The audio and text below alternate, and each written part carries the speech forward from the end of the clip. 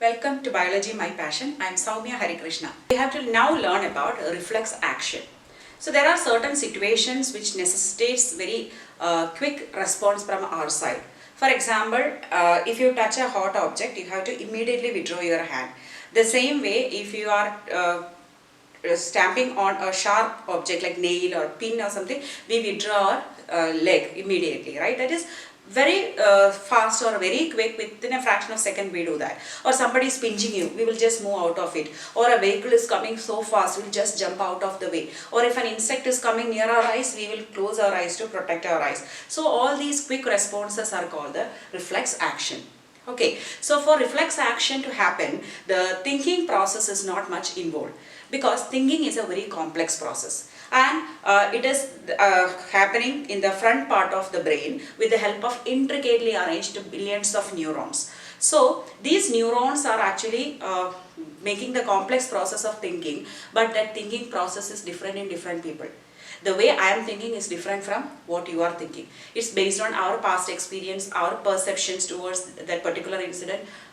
Everything depends. So imagine a situation, suppose before acting like this, in the quick stages or these immediate situations, if I start thinking what will be the consequence. Suppose I am touching a hot object. Okay, then I start thinking, oh, I am touching a hot object. Then it will hurt me. It is a burn. So if I keep long time, it will burn my finger. If my finger burns, it will be really painful.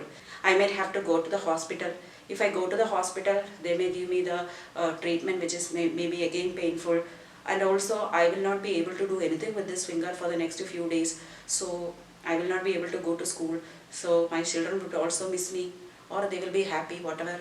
So it's better I will remove my hand so that the problem is solved. So by the time I think all this time, and there is nothing much left to remove. Okay, so it takes a long time.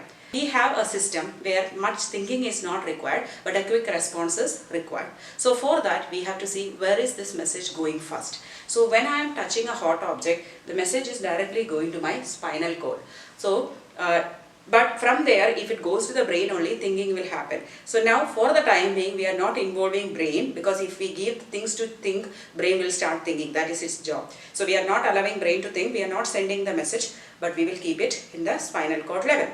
And from there, the message will go back to the hand, or to the muscles to withdraw the hand. So it's a very quick response. But being the main organ in our body controlling everything like a king, we cannot hide anything from the brain. So spinal cord, even if it gives immediate command to withdraw your hand, it will send a message to the brain that, okay, this person you have touched a hot object, anyway, hand is withdrawn. Then the brain will interpret, oh, you touched the hot object, then you have to bear the pain. So depending upon the duration, the pain we will feel.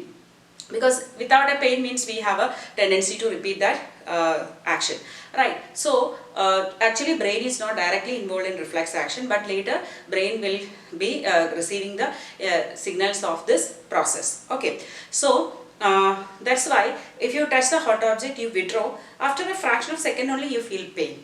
Pain is not immediate. Okay, so that's the reason.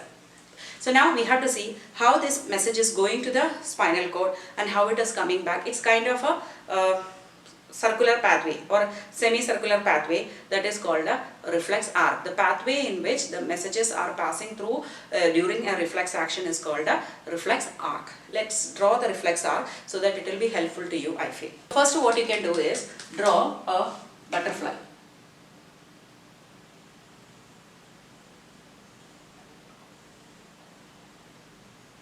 Okay, so this butterfly is our spinal cord. But we know the spinal cord is protected within the vertebral column. So we will draw vertebral column. It's a cross section, not an entire vertebral column.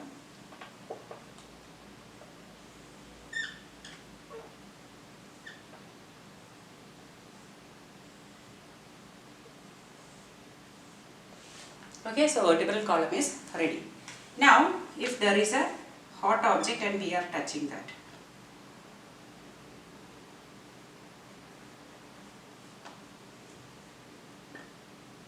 Okay, we are touching. So from here the receptors will receive the message and it will be taken through a neuron and it will reach the vertebral column. That means through the vertebral column it will reach the spinal cord. So its direction is this way, and this is called a sensory neuron. Because it is going from the sense organs to the brain, so they are called as sensory neurons. And then there is a small neuron called a relay neuron. You know, in relay what we do, we give the baton from one person to the other, like that. So once it is given to the relay neuron, from where another neuron will bring it to the muscle. Suppose here is the muscle. Now we don't want the message to come here, because it has to come to the muscle so that we can pull the muscle. Okay, so that is called a motor neuron. Motor neuron means the neurons connected to our motor area, means the moving areas. So from the brain what is coming to the organs, that is the motor neuron, going is the sensory neuron, and the small one is called a relay neuron.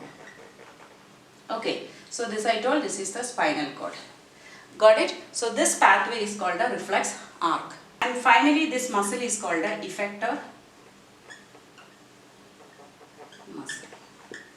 So hope you understood all the concepts I taught today. Thank you so much for watching my video. Please like, share and subscribe to my channel, Biology My Passion.